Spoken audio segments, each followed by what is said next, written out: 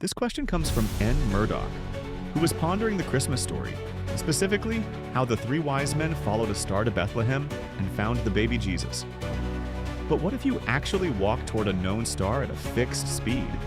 What kind of path would you trace on Earth? Let's take Sirius, the brightest star in the night sky, apart from the sun.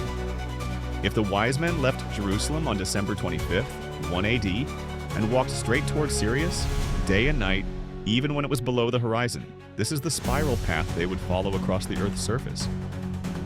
The size of the spiral depends on how far a person can walk in half a day. Now, if we introduce a bit of theological flexibility and assume the wise men could walk on water, they'd eventually end up in an endless 30-kilometer wide circle around the South Pole. But let's be a little more realistic. The wise men wouldn't just march toward the star when it was behind the Earth. So let's assume they only walked toward it when it was visible in the sky, after sunset. Even with this rule, and still assuming they could walk on water, their path would take them right through Bethlehem. But if they didn't stop there, well, after a few years, they'd find themselves circling Botswana. These paths were calculated using tools like PIFM, which help determine the historical positions of astronomical objects. That raises another question. What exactly was the Star of Bethlehem? There aren't many strong astronomical candidates. Chinese records don't indicate a supernova at the right time, and other possible explanations don't quite fit either. Plus, there's plenty of historical and theological debate over the actual date, or even the year of Jesus' birth. For this video, we assumed a departure date of December 25th, 1 AD, but choosing a different date would slightly alter the path. The overall idea, though, remains the same. But what if the wise men had followed a planet instead of a star? Planets move against the backdrop of stars, creating much more complex paths. If they had followed Venus, for example, their journey would have looked like this.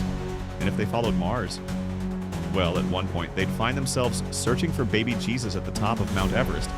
Because if you think about it, that's not a completely illogical place to check if you expect him to descend from heaven and stop at the first piece of land he reaches.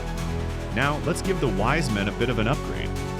If they had a hover car, perhaps something mentioned in the Gnostic Gospels somewhere, and they followed Venus at highway speeds over land and water, their path would get even weirder. At one point, they'd end up near the North Pole in October, where the Sun and Venus linger near the horizon, rising and setting repeatedly. This would send the Magi into a month-long spiral around the pole, something like a chaotic celestial Magi attractor. That would certainly give some theological backing to the origins of Santa Claus. But in reality, the wise men probably weren't following Venus. It's one of the most recognizable objects in the night sky, and as the late Sir Patrick Moore once pointed out, if they mistook it for a new star, they wouldn't have been very wise. Then again, maybe they were wiser than he thought.